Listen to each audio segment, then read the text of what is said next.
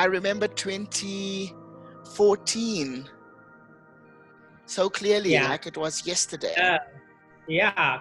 When It's like you and I were on a phone call and it had just happened. The first time we spoke. Yeah. Yeah. And speaking of that, I actually I looked at the video that was done by Ranti after my court case in 2017 it was. And I had to revisit, that chapter of my life, what I went through and what I experienced. The reason why I'm sitting in the United States now is for the sole reason that I fought the system. Absolutely. And the system realized that they were losing and I was winning. So my life was really threatened. It was like literally, if I didn't get out, when I did get out, I wouldn't be sitting here and having this conversation with you. Fighting through that humiliation, fighting through that system, being in that court,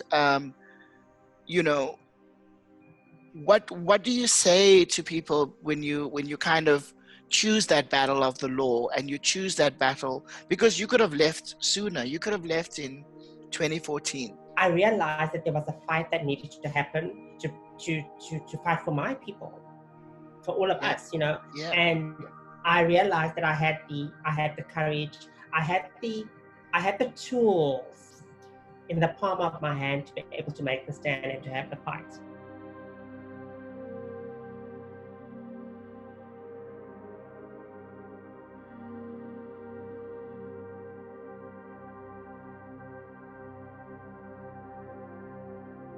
What you did was incredible, because even when you went through 2014, in 2015 you started Treat.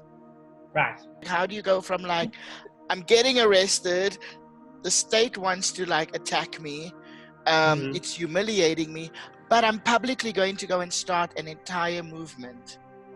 Amazing. Yeah, so like I'm saying, I realized that there was a fight, there was a battle to be won, not only for me, but for the whole trans community of the country and the region. And the only way to do that was to form an organization. And I'm very proud to say I was able to have it registered in a country which was extremely transphobic, homophobic, and all the rest of it. But it was a lot of hard work. And like I'm saying, it's things that I felt was very dear to me because it affects me personally. So I knew what struggle was, and I knew how to fight back, and then I knew what was required for that to happen. And I'm so thankful that my legacy still lives on. They're still doing extremely well. Things are still moving in the right direction.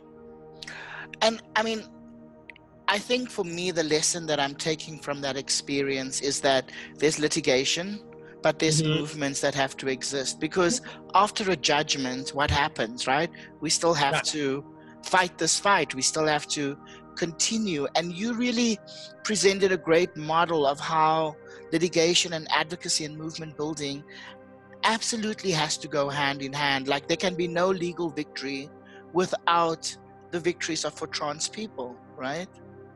Right. Yeah. So I mean, so like, like the question is like, what next? So I got arrested. So what next? So what next was the organization was formed. What next? The Southern Africa movements, I was very instrumental in driving the movement in the Southern Africa. Absolutely. And they're like, now having won the court case and now having set this precedent, what next now? So that's something I'm thinking very, very strongly about and strategically around as to what next. What's the next thing that we do? But it's I mean, the court victory was only like less than a year ago, so I'm working on what's the next step from here.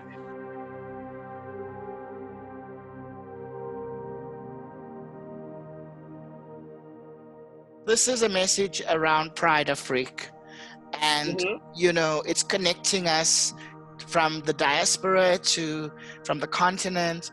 How's it been, like, with the Black Lives Matter and what's happening? When you're a foreigner that comes to the United States, it's all, the perception, it's the land of milk and honey, and it's a place where you come and you'll be free and you do what you want to do and you expect like to walk around freely. But then, I mean, living here now and seeing what's going on, it just comes back to home, how the perceptions that we have coming from the global south and particularly from Africa are so misplaced, because you expect to come to the United States and you are this welcomed with open arms. But like I work for a non-profit that's run by trans women of color. Amazing. And so we're competing in DC. We're competing against like 19 other non-profits funded by the same government, but we're at the bottom of the rung of the whole hierarchy of funding, for example. It's disappointing, for want of a better word, for us just, for me to be in this situation and living in a country and being a resident of a country where they're rolling back all these gains that were achieved in the time of Obama with regards to like the bathroom laws, the trans people in the armed forces, they're looking at rolling back the healthcare system on trans people. So it's all these things. But then again, the advantage of the US is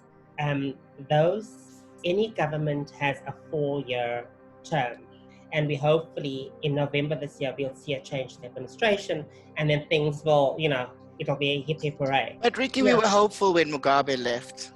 I know. We said, thank God, rest in peace, but thank God, right? What is your parting message to Pride Afrique and everybody that's going to be watching this interview? Pride to me means recognizing my individuality and accepting who I actually am and being able to stand for who I am. I totally agree with you. And I think Pride for trans people is the beginning parts of Pride is a celebration, but it's also an act of protest.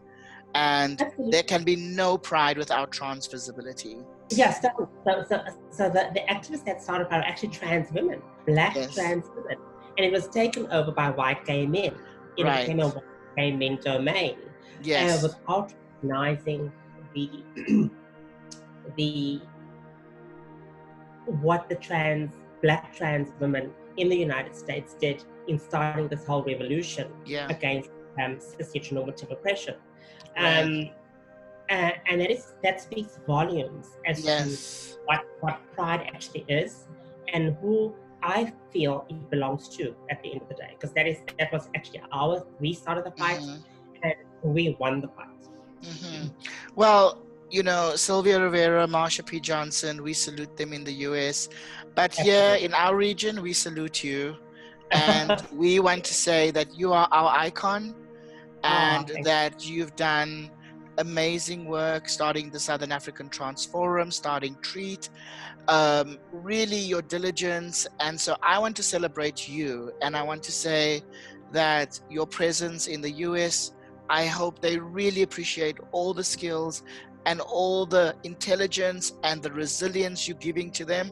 We feel depleted because you're not here, but you are with us. And I know that you're always with us. And I want to celebrate you as an icon for what you did in that litigation, that you gave hope not only to Zimbabwean trans people, but to trans people in Africa. And I just want to say thank you